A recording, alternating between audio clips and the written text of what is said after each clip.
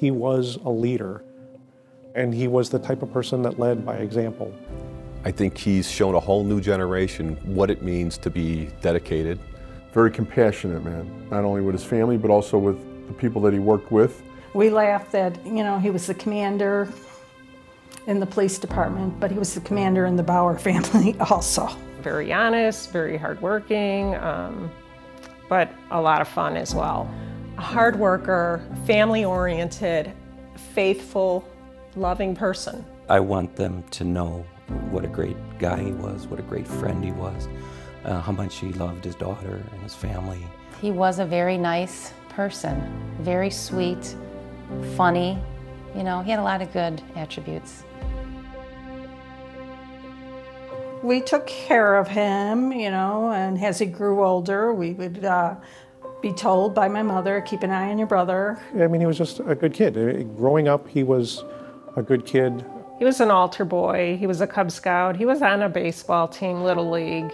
My dad was really good at being Paul's buddy. So even if my mom would freeze the backyard, my dad and Paul would be on one team and the three girls would be on the other team. Paul would be the goalie, but he would have a helmet on because we didn't want anything to happen to him. And we played rough. We went to St. Ignatius College Prep. As high schoolers and teenagers, Paul was far and away the more serious student.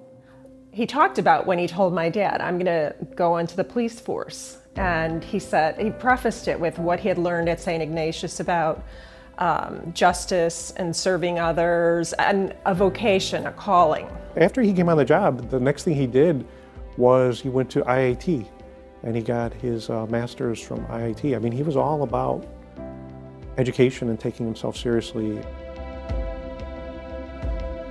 We're at the South Shore Cultural Center, the barn, which is the home of the mounted unit. Paul spent a lot of time here in his career, and it's a big chunk of his life. And he would stop and go, hey, look around. Look how beautiful this is. He had a real appreciation for this unit and appreciation for, I think, what it did for his life. We met at a fundraiser for John Knight's family. John was killed in January of 1999. Paul was a good friend of John's. I saw him across the way, and then I saw that he was very cute.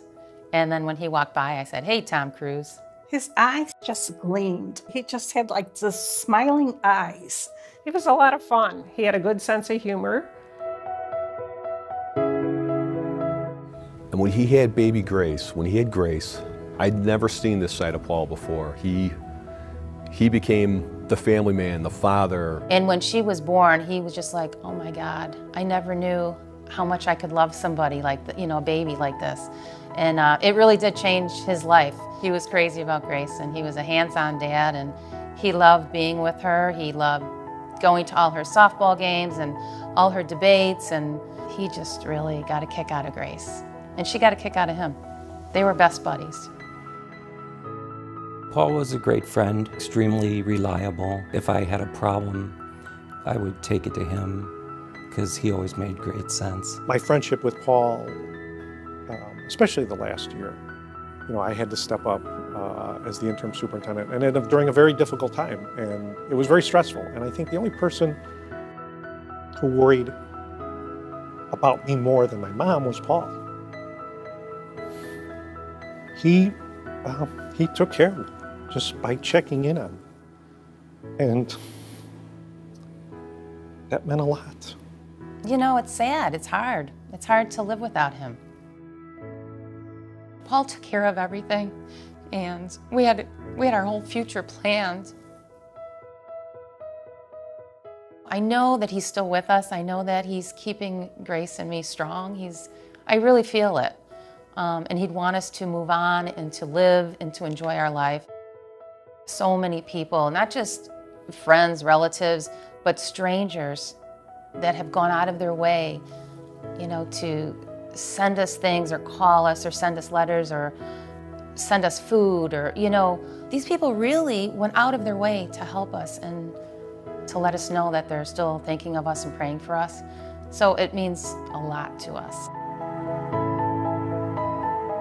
When you think about how he served his family His wife, his daughter, my parents, the neighborhood, the PTO. That was Paul's nature, to just see a need and jump in and do something about it. They're going to name, I believe, the new training facility after Paul.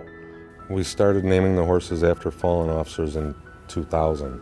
We're hoping soon to have a horse named after Paul Bauer.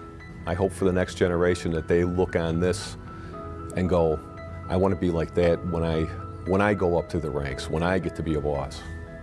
The one thing that gives me a little bit of comfort is knowing that the Chicago Police Department, I really believe in the future, is always going to reflect a little bit of Paul and who Paul was. Obviously, the future generations aren't going to know who he was, that he was a guy that was in this living room and walking around, and he was my husband, and he was a guy, he was a friend, and he was just a dad to Grace. I just hope that he's remembered as a brave person, a humble person, a kind person, because he was.